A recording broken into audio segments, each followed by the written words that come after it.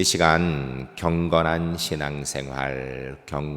신앙생활이라는 제목으로 하나님 말씀 증거하겠습니다. 그리스도인은 하나님의 사람으로 우리의 신앙의 삶의 모습을 이야기하는 단어가 바로 경건입니다. 경건한 생활을, 경건한 신앙의 삶을 가져야 된다는 것입니다. 그렇다면 도대체 경건이라는 것은 무엇을 이야기하는 것입니까? 경건이 무엇인지를 좀 알아야 우리가 경건한 신앙생활을 하지 않겠습니까? 우리가 이 경건하면 대충은 아는데 정확하게 표현하라면 잘하지 못하는 단어 중에 한 가지가 경건입니다. 오늘은 경건의 구체적인 모습, 경건이 무엇인가에 대한 말씀을 듣고자 합니다. 말씀을 듣는 동안에 내가 생각하는 경건은 어떤 것인가 돌아보시고 우리 울산제일교회 성도님들 말씀이 이야기하는 경건한 신앙생활을 매일매일 이루어가는 하나님의 사람들 주 안에서 꼭 될 수 있기를 주의 이름 간절히 축복합니다. 특별히 코로나19로 인하여서 우리가 함께 교회에서 예배하지 못하기 때문에 흩어져 있는 곳에서 각자의 삶의 현장에서 인터넷으로 예배를 드리기 때문에 잘못하다 보면 자칫 우리의 신앙 자체가 흔들릴 수 있는데 우리 제1교회 성도님들은 어느 곳에 있든지 하나님의 사람이란 정체성을 잃어버리지 않고 경건한 하나님의 백성으로 우리의 삶을 이루어 가다가 이 사태가 마치고 함께 모여 예배할 때에 한 사람도 낙오되지 아니하고 오히려 주께서 함께 하신 은혜가 깊은 것을 가지고 와서 함께 간증하며 찬양할 수 있는 그런 하나님의 사람들이 주 안에서 꼭 될 수 있기를 주의 이름을 간절히 축복합니다. 첫 번째 따라하겠습니다. 하나님 편에 서는 것이 경건입니다. 오늘 본문 23절 말씀 우리가 함께 읽도록 하겠습니다. 읽으실 때에 본문이 이야기하는 원리가 무엇인지를 생각하며 같이 읽겠습니다. 모든 것이 가하나 모든 것이 유익한 것이 아니요 모든 것이 가하나 모든 것이 덕을 세우는 것이 아니니. 아멘. 오늘 본문 23절 말씀 우리 그리스도인의 이 땅에서 진정한 자유를 누리는 사람이라는 것을 이야기하는데 그 자유 속에는 원칙이 있다라는 것입니다. 그러므로 그리스도의 자유는 분명한 원칙 가운데 시행되어져야 된다라는 것을 말씀하고 있는 것입니다. 즉 무엇을 하든지 어떤 일을 하든지 하나님 편에 서서 그 일을 해야 된다라는 것을 말씀하는 겁니다. 그것을 두 가지로 표현해 얘기하는데 첫 번째는 유익한 것, 두 번째는 덕을 세우는 것이라고 이렇게 표현합니다. 무엇을 하든지 어떻게 해야 되는가? 유익하게 해야 되고요. 무엇을 하든지 어떻게 해야 되는가? 덕을 세우며 한다는 것입니다. 유익하게 덕을 세우는 것이 뭔가? 그게 바로 하나님 편에서 하는 것입니다. 좀 더 구체적으로 살펴보게 되면 유익한 것이라는 이 단어의 의미는 영적인 유익을 이야기하는 것입니다. 육신의 유익도 물론 중요하지만 우리의 영의 유익이 되어야 된다는 것입니다. 그래서 이 유익이란 단어는 쉼페레이라는 단어를 씁니다. 이 쉼페레이라는 단어는 영적 유익을 추구한다라는 것의 뜻입니다. 율법이 아닌 하나님의 은혜를 이야기하는 것으로서 영적인 유익을 위해 하나님의 백성으로 하나님 편에 서서 삶을 살아야 된다라는 것을 말씀하는 것이죠. 덕을 세운다라는 이 단어에도 동일한 의미가 들어 있습니다. 오이코도메이라는 단어를 쓰는데 이 오이코도메이라는 단어는 이웃의 유익을 이루는 삶이라는 직역의 의미가 있고요.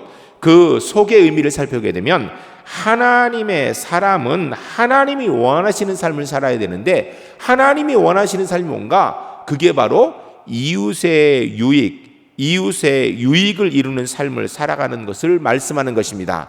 이것이 곧 하나님 편에서 삶을 살아가는 것을 이야기하는 것입니다. 즉 무엇이든지 할 수 있지만 우리는 늘 언제든지 생각해야 된다는 것입니다. 이것이 진짜 하나님의 뜻인가? 나는 지금 하나님 편에 서 있는가? 그리스도인이 무엇을 하든지 꼭 이것이 우리의 기준이 되어야 된다라는 것을 말씀하고 있는 것입니다. 우리 울산제일교회 성도님들, 우리는요 무엇인지 할 수 있는 힘도 있고 능력도 있고요 자격도 있습니다. 그런데 그 속에서 우리가 해야 되는 것이 무엇인가? 이게 하나님께 영광되는 일인가? 영적으로 유익하고 이웃에게 도움되는 일인가? 내가 이거 하나님 편에서 지금 하고 있는가? 늘 살펴보므로 하나님의 뜻을 이루어가는 믿음의 삶, 경건한 하나님의 사람들로 살아갈 수 있어야 될 줄로 믿습니다. 하나님 편에 선다라는 것은 그리스도의 삶을 자체가 하나님의 뜻에 따라서 하나님의 지배에 따라 삶을 살아가는 것을 이야기하는 것입니다. 신약 성경 골로새서 3장 17절 말씀에 이렇게 되어 있습니다. 또 무엇을 하든지 말에나 일에나 다 주 예수의 이름으로 하고 그를 힘입어 하나님 아버지께 감사하라. 아멘. 그리스도의 삶의 원리를 이야기하는 것으로서 먹든지 마시든지 말을 하든지 무엇을 하든지 그 삶 속에 작은 것 하나라도 다 하나님 편이 되어야 된다라는 것을 이야기하는 것입니다. 신약 성경 베드로전서 4장 11절 말씀에 또한 이렇게 되어 있습니다.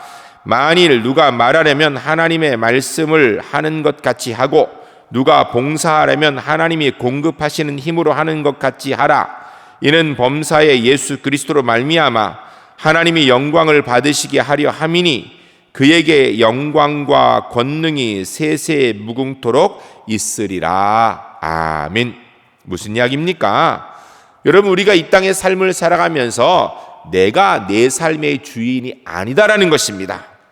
내가 내 삶의 주인이 아니기 때문에 하나님이 내 편이 되어서 내 뜻 이루는 삶이 이게 신앙생활, 이게 경건생활은 아니다라는 것입니다. 그럼 무엇이 신앙생활인가? 하나님이 주인이심을 고백하며 사는 것이라는 것입니다. 그러므로 내가 하나님 편이 되어야 된다라는 것이에요. 내가 하나님 편이 되어서 하나님이 주인이심을 고백하며 살아가는 것, 이게 경건이고요, 이게 신앙생활이라는 것입니다. 죄인의 특징은 자기중심적입니다. 다른 사람이 모두 힘들고 어려워도 내가 괜찮으면, 아니 내가 잘 되고 있으면 그 속에서 행복하다라는 것입니다. 그러나 신앙인의 특징은 그렇지 않습니다. 하나님이 중심이 되어서 하나님의 뜻을 이루고 하나님 편에 서 있기 때문에 다른 사람의 마음 아픔이, 그의 고통과 그의 슬픔이 내 고통과 내 슬픔으로 느껴지게 되는 것, 그래야 그를 위하여 기도하는 것, 이것이 바로 진정한 경건, 이것이 신앙생활이라는 것입니다. 내 생각으로 이렇게 하면 하나님께서 기뻐하실 것이야 라는 확신을 가지고 살아가는 것, 이것은 좋은 경건이 되지 못할 가능성이 높습니다. 내 뜻대로 살아가는 것은 경건이 아니 된다라는 것입니다.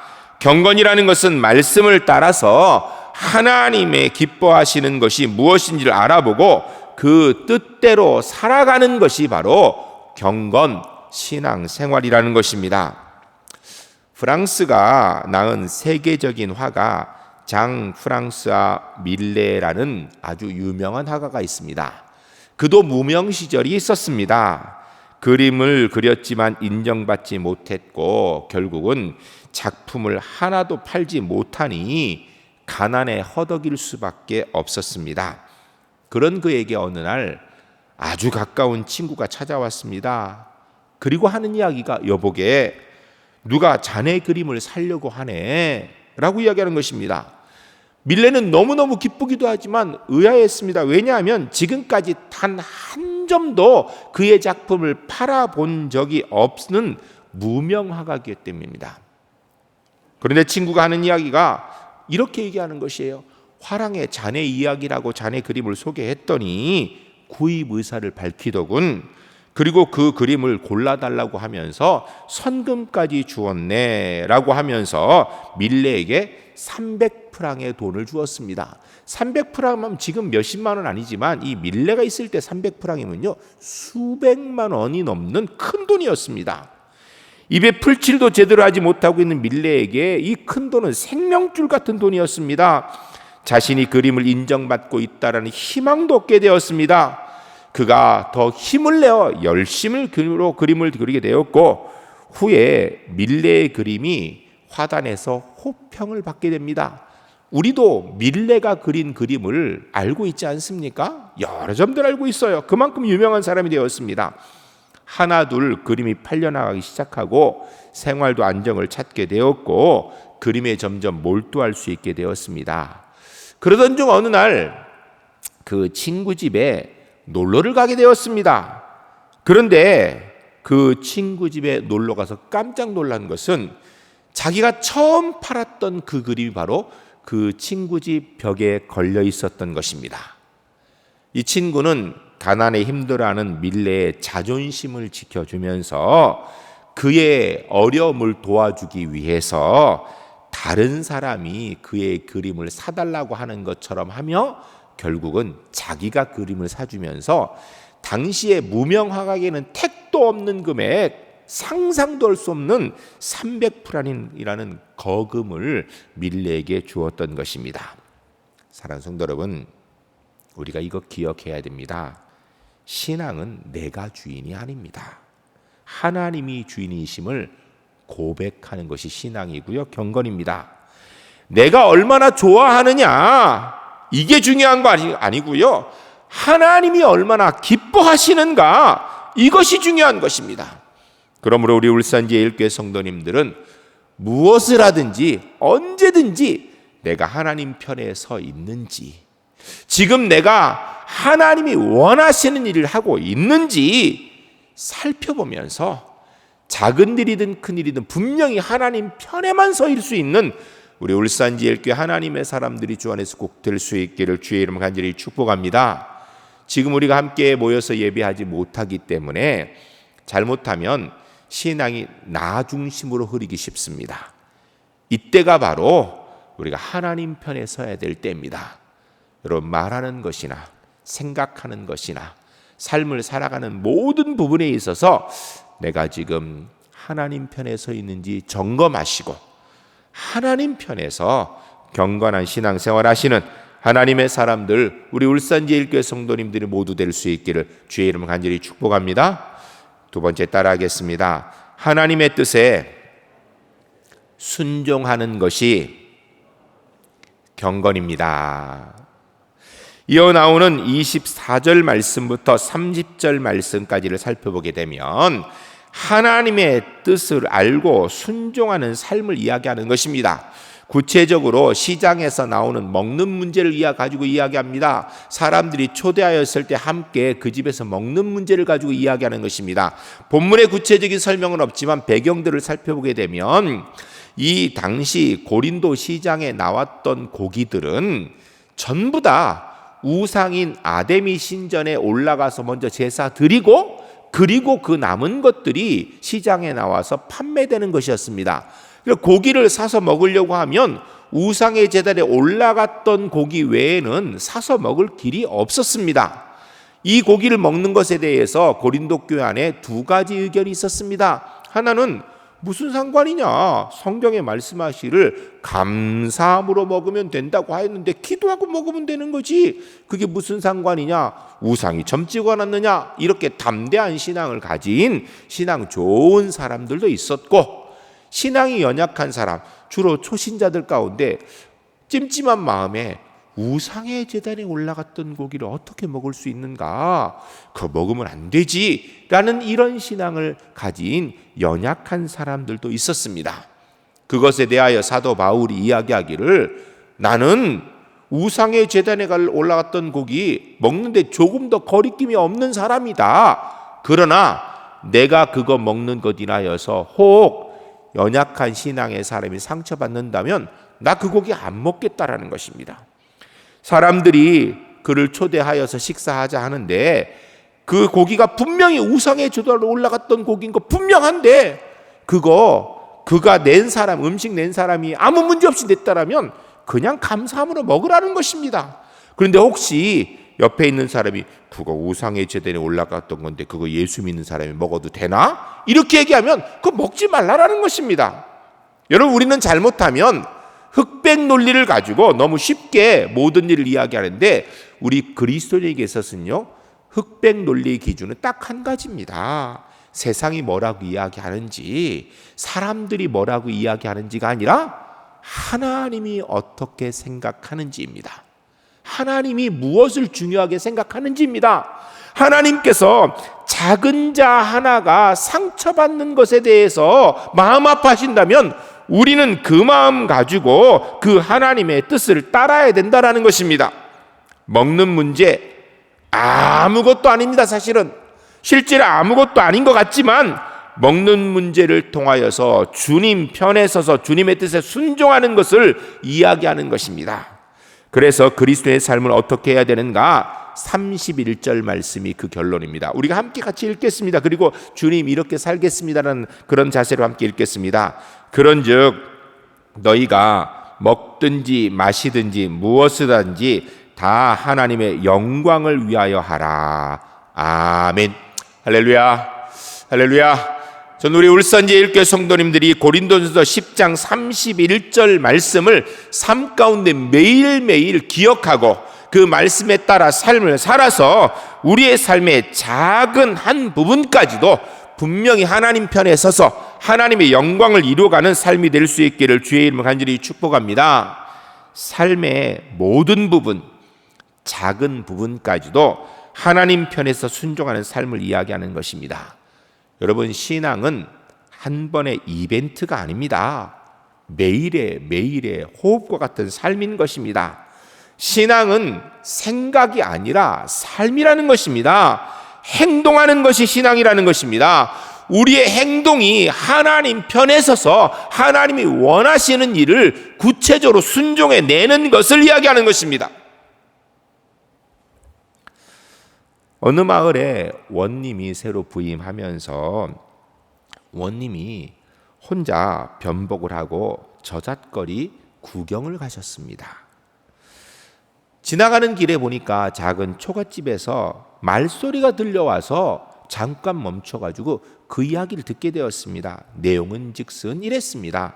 어머니, 하세요. 밥입니다. 다시 어머니, 하세요. 나물입니다. 오늘 날씨가 참 좋네요. 하늘은 파랗고 뭉게구름이 조금씩 흘러가고 있습니다. 어머니, 하세요. 생선입니다. 원님이 그 초가집을 보고 있으니 한 청년이 앞못 보는 어머니에게 눈에 보이는 것을 설명하면서 생선 가시도 정성스럽게 발라서 어머니의 식사를 도와드리고 있는 것이었습니다. 효도하는 효자의 모습을 보고 감명받은 원님이 이 효자 청년에게 후에 큰 상을 내렸습니다. 마을 곳곳에 이 소문이 퍼지게 되었습니다. 그런데 이 마을에는 앞이 안 보이는 어머니가 또 있었습니다. 다른 한 청년이 그 어머니와 같이 살고 있었는데 이 청년은 불효 막심한 사람이었습니다. 그런데 이 불효자도 자신도 상을 받고 싶은 마음에 그 소문을 듣고 그날부터 거짓 효도를 하기 시작했습니다. 거짓 효도를 하니까 그 소문이 퍼져서 원님이 그 소문을 듣고 어떤가 하고 또다시 변장을 하고 미행을 나오셨습니다. 원님이 이렇게 와서 그 집에 가서 이 담nom을 이렇게 쳐다보는 것을 불효자가 알게 되었습니다. 이 원님이 온 것을 알고 그날따라 더 열심히 어머니에게 잘하면서 어머니를 기쁘게 하려고 애를 썼습니다. 그런데 이 원님이 보고 계신 것도 모르고 어머니가 앞이 안 보여서 그랬는지 어머니가 뜻밖의 말을 하셨습니다. 뭐라고 했냐면, 아들아, 전에 너는 앞이 안 보이는 어미를 함부로 학대하고 보살피지 않더니 지금은 내가 이렇게 이 어미를 극진히 모시니 효자가 되었구나. 이제 내가 죽어도 여한이 없구나 라고 얘기를 하더라는 것입니다. 이 이야기를 들은 거짓 효자가 얼굴이 울그락불그락했습니다. 이 원님이 이 소리를 들으면 어떻게 하나 하면서 겁이 났습니다. 실제로 원님이 그 소리를 다 들었습니다. 그런데요, 원님이 얼마 지않아서 그 다음날 그를 불러서 이 불효자에게도 같은 큰 상을 내렸습니다. 그러자 주변에 있는 사람들이 물었어요. 원님, 저는 불효자인 거 거짓말로 효자하는 거 다 알고 있는데 원님 어떻게 그럴 수 있습니까? 라고 얘기하자 원님이 하시는 말씀이, 효도는 흉내만 내는 것도 좋은 것이다.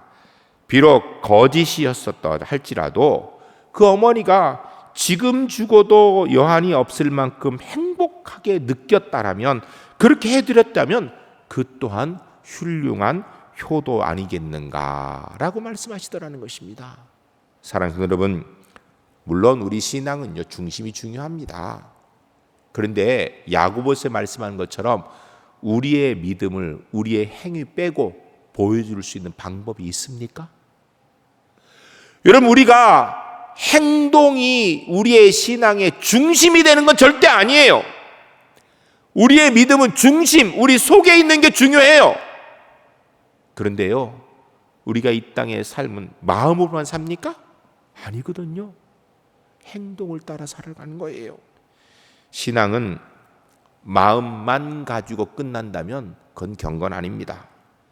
특별히 경건은 말씀에 따라 순종하는 삶을 사는 것이 능력이 되는 것입니다.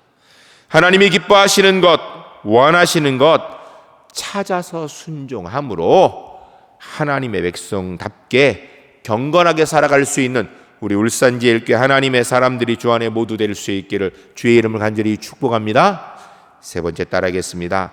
하나님 편에서 순종한 결과를 간증하는 것이 경건입니다. 경건은요, 하나님 편에 서는 게 경건입니다.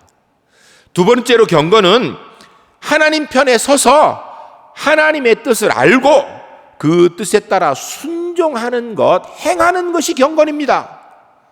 그리고 경건의 결론은요, 내가 하나님 편에서 순종한 결과를 내 입을 통하여 간증하는 것이 바로 경건입니다. 이 마지막 내용이 32절, 33절 말씀에 되어 있습니다. 32절, 33절 같이 읽을 텐데요. 이 말씀은 타인에게 도움이 되도록 알려주는 것, 이게 경건이라는 뜻이에요. 한번 같이 읽겠습니다. 유대인에게나 헬라인에게나 하나님의 교회에나 거치는 자가 되지 말고 나와 같이 모든 일에 모든 사람을 기쁘게 하여 자신의 유익을 구하지 아니하고 많은 사람의 유익을 구하여 그들로 구원을 받게 하라. 아멘. 32절에 거치는 자가 되지 말고 라는 말은요, 걸림돌이 되어서 타인이 넘어지게 하지 말라라는 것입니다. 그리스도의 가장 큰 행동의 원리입니다. 우리는 하나님의 영광을 위해 살다고 이야기하면서 정작 다른 사람 상처받고 넘어지는 것에 대해서는 아무 신경 안 쓰고 있다면 그건 하나님의 영광을 위하여 사는 것이 아니다라는 것입니다. 하나님의 영광을 우리의 삶에 구체적으로 적용하는 방법은 걸림이 되어서 남 넘어지게 하는 것이 아니라 오히려 타인이 실족하지 않도록 도움을 주는 삶을 살아야 된다라는 것입니다. 즉 그리스도인은 다른 사람의 유익을 위하여 행동하고 말하고 삶을 살아가야 된다라는 것을 이야기하는 것입니다. 33절에 다시 한번 이야기하기를 나와 같이, 그러면서 이렇게 해라, 그래서 그들도 구원을 받게 하라라고 이야기합니다. 이 말씀은요, 사도 바울이 하나님 편에 서서 자기가 한 일, 그것을 이야기해 주는 거예요. 그러면서 이 말씀을 듣고 있는 그들도 다 그렇게 하기를 원하여서 앞에 있는 사람들이 예수 믿는 자기처럼 그들도 예수 믿고 구원 얻어 하나님 백성으로 살도록 하기를 원하는 소원을 말씀하고 있는 것입니다. 한마디로 이야기하면 자기가 어떻게 했는지를 이야기하는 거예요. 여러분, 자기가 어떻게 했는지를 이야기하는 것이 두 종류가 있습니다. 하나는 자랑이고요, 다른 하나는 간증입니다. 자기가 행한 일을 이야기하는 것 똑같은 건데 하나는 자랑이 되고요, 하나는 간증이 됩니다. 간증과 자랑은 종이 한 장 차이로서 우리 그리스도인은 자랑하면 안 되고요, 간증을 해야 되는 것입니다.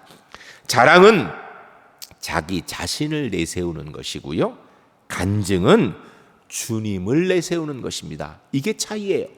똑같이 분명히 하나님 앞에서 내가 하나님 편으로서 하나님께 순종하여 한 일, 그거 내가 한 거예요. 그 내가 한 걸 이야기하지만 자신을 드러내는 건 자랑이고 하나님을 드러내는 것은 간증이라는 것입니다. 그러면 이건 어떻게 그렇게 차이가 날 수 있는가?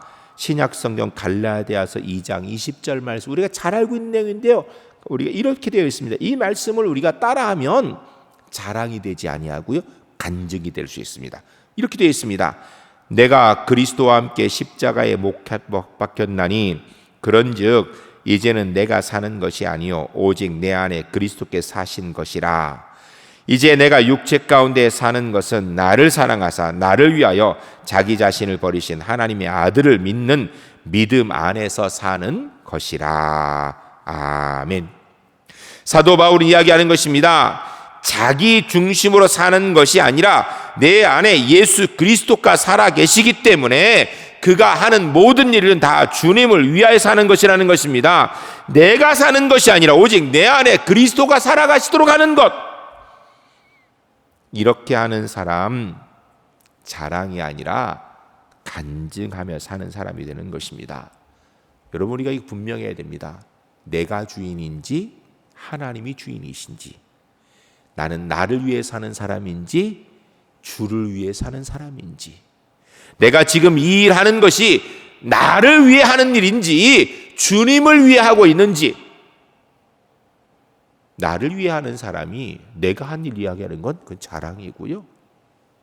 주님을 위해 사는 사람이 주님을 위해 한 일을 주의 영광을 위해 이야기하는 것, 이거 간증이라는 것입니다. 자랑은 하면 안 되고요, 간증은 해야 됩니다. 우리 울산제일교 올해부터 신앙 간증 영상을 우리가 계속 보여줬습니다. 그런데 지금 코로나19로 인해서 함께 모이지 못하다 보니까 이제 간증 영상도 지금 못 찍고 있는 상황인데, 간증은 필요합니다. 왜냐하면 이것이 곧 타인의 배려입니다. 그런 분들 계세요. 아이고, 이거 내가 뭐 그것까지 얘기하냐. 여러분, 그런데요, 그 이야기가 필요한 분들이 있어요. 어떻게 하면 이렇게 할 수 있는가? 어떻게 하면 하나님의 뜻이 저렇게 하면 되는 거구나 라는 예시가 필요한 것입니다. 고린도전서 9장 20절로 22절 말씀 보면 구원을 위한 타인의 배려를 이야기하고 있는데, 이렇게 이야기하고 있습니다. 읽어드리겠습니다. 유대인들에게 내가 유대인과 같이 된 것은 유대인을 얻고자 함이요, 율법 아래 있는 자들에게는 내가 율법 아래에 있지 아니하나 율법 아래에 있는 자같이 된 것은 율법 아래에 있는 자들을 얻고자 함이요, 율법 없는 자에게는 내가 하나님께는 율법 없는 자가 아니요 도리어 그리스도의 율법 아래에 있는 자이나 율법 없는 자와 같이 된 것은 율법 없는 자를 얻고자 함이요, 약한 자들에게 내가 약한 자와 같이 된 것은 약한 자들을 얻고자 함이요, 내가 여러 사람에게 여러 모습이 된 것은 아무쪼록 몇 사람이라도 구원하고자 함이니. 아멘. 여러분, 사도 바울은요, 이쪽 상황에 있는 사람에게는 그 사람과 공통점을 찾아서 그에게 복음을 전하고, 이런 사람에게는 또 그 사람에게 맞추어서 그에게 복음을 전하고, 중심 없이 왔다 갔다, 그게 아니고요. 중심은 하나님 편이죠. 그런데 여자면 여자, 남자면 남자, 노인이면 노인, 젊은 사람이면 젊은 사람, 사장님이면 사장님, 직원이면 직원, 그에게 맞추어서 그가 예수님을 알 수 있도록 배려하여서 자기가 한 일들을 이야기했다라는 것입니다. 왜 그랬을까요? 이유는 그들이 사도 바울이 말해주지 않으면 예수님이 어떤 분인지를 이해할 수 없고 알 수 없기 때문이에요. 복음을 전하고 예수님을 알려주고 그 구원의 길을 이야기해주기 위해서 자기의 삶의 모습을 필요하다면 필요한 사람에게 맞추어 갔다라는 것입니다. 우리도 이런 자세를 가지고 우리의 신앙의 삶을 간증하며 살아야 되지 않겠습니까? 우리 마음에 예수님 이야기하는 게 부담스럽고 전도하는 게 부담스러우니까 아이고, 내가 안 해도 누군가는 하겠지, 그것도 내가 해야 되나 극성스럽게. 여러분 기억하시기 바랍니다. 사도 바울은요, 지금 내가 만난 유대인이나 율법주의자나 율법 없는 자나 약한 자나 지금 내가 복음을 전하지 않으면 그에게 복음 기회가 들을 기회가 없는 것처럼 생각하면서, 없을 거라고 생각하면서 하나님의 영광을 위하여서, 구원의 은혜를 위하여서 그들에게 맞추어서 복음을 전하고 있다라는 것입니다. 내가 안 해도 누군가는 하겠지, 이런 자세는요 하나님의 영광을 이룰 수 없습니다. 내가 얘기 안 해줘도 되겠지, 얘기 안 해주면 어떻게 알겠습니까? 한 젊은이가 급경사 고갯길을 급하게 내려왔습니다. 마침 금음이라 밤이 되었는데 앞이 캄캄하고 칠흑같이 어두웠습니다. 너무너무 어둡다 보니까 그만 좁은 길에 발을 헛디뎌서 그냥 옆에 낭떠러리로 떨어졌습니다. 떨어지면서 막 휘두르는데 다행히 조그만 바위가 있어 그 바위를 붙들고 그냥 꼭 붙들고 그 낭떠러리에 더 이상 떨어지지 않았습니다. 이 바위를 붙들고 있는데 이 산속에서 아무리 크게 소리쳐도 듣는 사람도 없고 이 바위 위로 올라갈 수도 없고 손을 놓으면 떨어져 죽을 것 같고 이런 상황에 처해버리게 된 것입니다. 밤새도록 도와달라고 소리도 질러보고 이거 놓칠까 봐 끙끙거리며 잡고 정말 사력을 다해 젖먹는 힘까지 다해서 바위를 붙들고 있었는데 시간은 흘렀습니다. 새벽이 되어서 이게 여명이 트기 시작하는데 하늘이 점점 밝아지기 시작하니까 저쪽에 새가 올라오기 시작하니까 주변에 지형지물이 보이는 거예요. 지형지물을 보면서 이 사람이 너무나 한심했습니다. 왜냐하면 그가 붙들고 있는 이 작은 바위에서 땅은 불과 2m도 안 됐습니다. 한마디로 얘기하면 그가 다리만 이렇게 깊게 뻗고 살짝만 뛰면 그냥 쉽게 앉을 수 있는 오솔길이 그 옆에 있었던 것입니다. 근데 문제는 이 젊은이가 안 보이니까, 밑에가 칠흑같이 어두우니까 손 놓으면 죽을 줄 알았던 거예요. 만일에 그가 알았다면 밤새도록 그렇게 죽을 고생하지 않았을 것입니다. 사람은요, 어려움을 당하면 걱정, 초조, 두려움에 빠지게 돼 있고요, 근심은 더 큰 근심을 낳고 걱정은 더 큰 걱정을 낳고 두려움은 계속해서 커지기 마련입니다. 그런데 사실은요, 우리가 인생을 살아가면서 당하는 그 두려움, 어려움, 어쩌면 다리만 쭉 펴도 닿을 수 있는 불과 수십 센치도 안 되는 그런 위치에서 그 바위 놓치면 죽을 줄 알고 덜덜 떨고 있는 모습과 비슷한 모습을 가지고 있는지도 모릅니다. 여러분, 우리가 코로나19로 인해서 지금 얼마나 힘들고 어렵습니까? 그런데요, 사실은 이 어려움, 하나님께서는 저는 믿습니다, 분명한 계획을 가지고 계신다고. 하나님께서는요, 이것을 우리에게 허락하셨을 때에는 분명한 하나님의 섭리와 뜻이 있다고. 근데 하나님을 알지 못하는 사람은요, 그저 두려움에 떨 수밖에 없습니다. 그러나 하나님이 우리를 위해서 좋은 계획을 가지고 계신 것을 믿고 있는 우리는 두려워할 이유가 없는 거죠. 이것을 모르는 사람들에게 얘기해 주는 것, 이게 간증이거든요. 신앙생활은요, 교회에서 함께 하는 것입니다. 이유는 하나님 편에 서서 하나님의 복 주심을, 그리고 그 주신 복을 잘 모르는 사람에게 가르쳐주고 알려주고 함께 나누기 위해서 교회로 있는 것입니다. 왜 그렇게 해야 됩니까? 고린도전서 1장 18절에 이런 말씀이 있습니다. 읽어드리겠습니다. 십자가의 도가 멸망하는 자들에게는 미련한 것이요 구원을 받는 우리에게는 하나님의 능력이라. 다시 읽어드리겠습니다. 십자가의 도가 멸망하는 자들에게 미련한 것이요 구원을 받는 우리에게는 하나님의 능력이라. 십자가의 도, 예수님 모르는 사람에게는요, 지옥 가는 사람에게는 그것처럼 미련해 보이는 것이 없다라는 것입니다. 답답한 길이 없다라는 거예요. 십자가의 길 모르는 사람이 보면 어리석게 그지 없다라는 것입니다. 그런데 그 길이 유일한 생명의 길이에요. 함께 그 길을 가도록 격려가 필요합니다. 왜냐하면 그냥 보면요, 믿음 없이 보면 세상 답답한 게 예수 그리스도의 십자가라는 거예요. 근데 그 길 외에는 구원의 길이 없는 것입니다. 그 길 따라갈 수 있도록 함께 격려해야 돼요. 이게 간증이에요.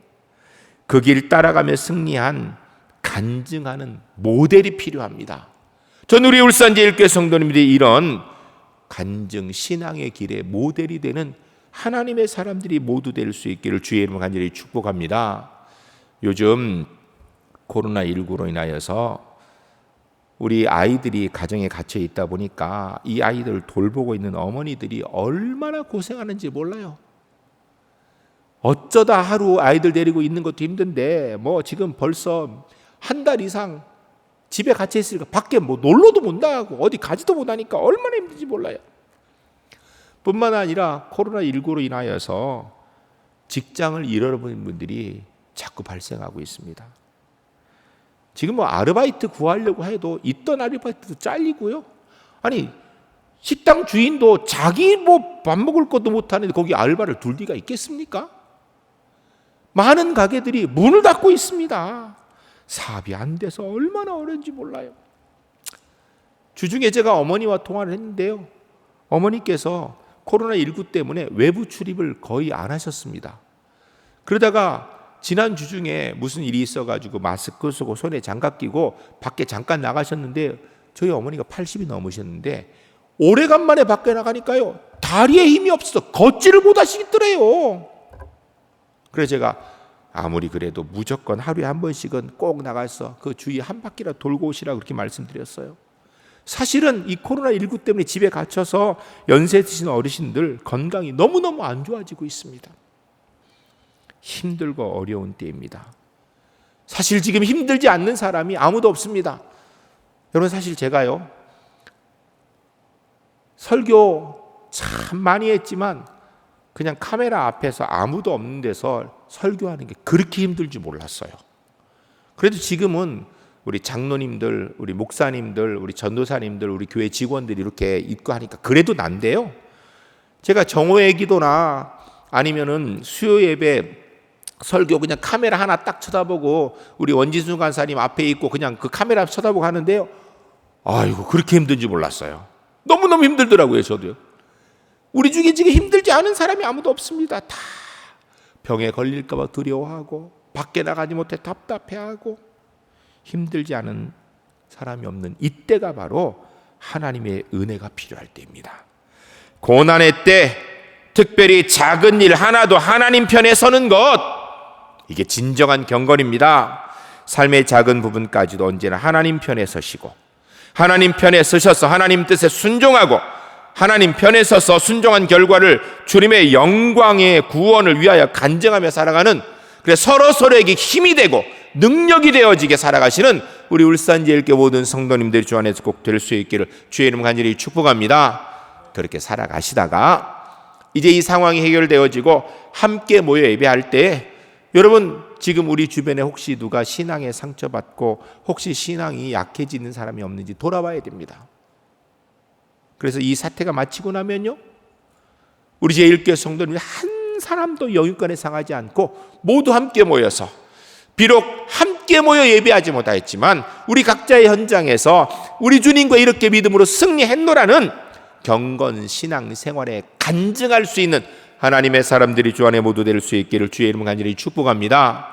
제가 다시 모이게 될 때 혹시 못 모이는 분이 나올까 봐 마음에 부담이 돼가지고요 우리 목사님들에게 주초가 되어지면 구역장님을 통해서 잘 예배 드리고 있는지 영상으로라도 확인하라고, 문제 없는지 확인하라고, 또 주말 되면 이번 주일날 또 영상 예배 꼭 참여하라고 구역장님을 통해서 구역식도 얘기하라고 이렇게 합니다.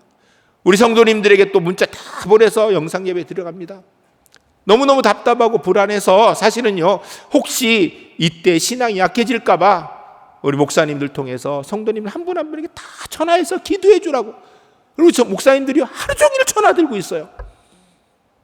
여러분 이때가 우리가 주님의 뜻 가운데에서 서로의 신앙에 도움이 되어야 되는 경건이 필요할 때입니다. 우리 제1교회 성도님들 이 어려움의 시기를 은혜로 이겨내기 때문에 이때가 지나고 나서 주님이 함께 하셨다는 간증으로 가득한 기쁨의 날을 속히 이룰 수 있는 하나님의 사람들이 모두 될 수 있기를 주의 이름으로 간절히 축복합니다.